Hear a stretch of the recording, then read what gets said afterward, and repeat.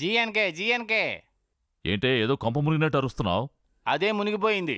ఏంటే నువ్వు అన్నది? విశ్వనాథ్ మన దగ్గర దోచుకున్న డబ్బు, మన వాళ్ళ దగ్గర తీసుకున్న వాంగ్మూలాలు పోలీసులకు అప్పచెప్పేశాడు. దాని సాయంతో మన డాక్టర్, వకీల్, ఇన్స్పెక్టర్లను అరెస్ట్ చేశారు. వాట్? జామీన్ ఎవరు ఇవ్వడం లేదా? జామీన్ ఇచ్చిన వాళ్ళని కూడా లోపలికి దోసేస్తారట. ఎవరు చెప్పారు? పైవాళ్ళు. వాళ్ళకన్నా పైవాళ్ళు నాకు తెలుసు.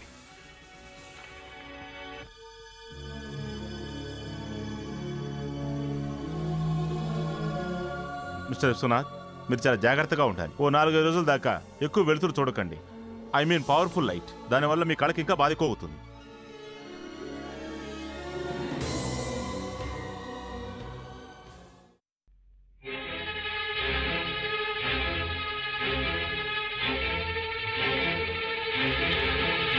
కార్కి శివు అయ్యగారు ఈ పరిస్థితిలో ఇవ్వు.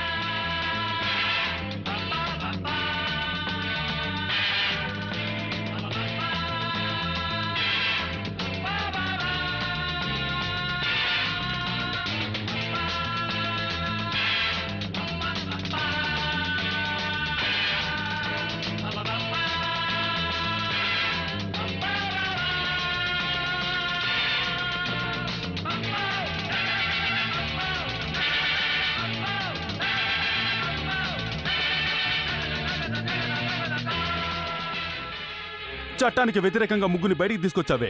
Doctor, lawyer, inspector. మర్యాదగా వాళ్ళని అప్పగించలేదో? తొందరపడకు. దానికంటే ముందు నేను పన్నిన ఉచ్చు నుంచి నువ్వు బయటపడగలవా? ఏంట్రా బెదిరిస్తున్నావు? చట్టం పేదవాళ్లకే కఠినమైనది, మాలాంటి వాళ్ళకి చుట్టం లాంటిది. ఏదో పెద్ద వీళ్ళ దగ్గర వాంగ్మూలం తీసుకుని లోపలికి దోసేసానన్నావే, మేము ఇవ్వాల్సిన వాళ్ళకు ఇచ్చి వీళ్ళని బయటికి తీసుకొచ్చాం. దీనికేమంటావు నువ్వు? మీ నీచపు గుంపుని సమూలంగా ఇప్పటికిప్పుడే ఇక్కడే నాశనం చేస్తే నీ కుటుంబం, పరువు, ప్రతిష్టలు మొత్తం గంగలో కలుస్తాయరా మూర్ఖుడా. నీ చెల్లెలకు నువ్వు ఘనంగా పెళ్లి జరిపించావు. ఇప్పుడు నీ చెల్లెలు ఏ స్థితిలో ఉందో ఒక్కసారి చూడు.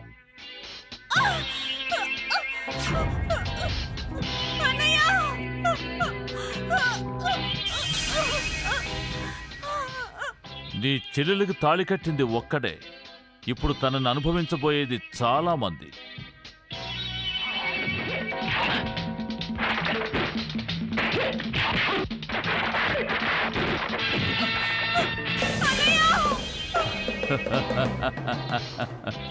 తెలివి 3 అక్షరాలు, ప్రతిభ 3 అక్షరాలు, విజయం 3 అక్షరాలు.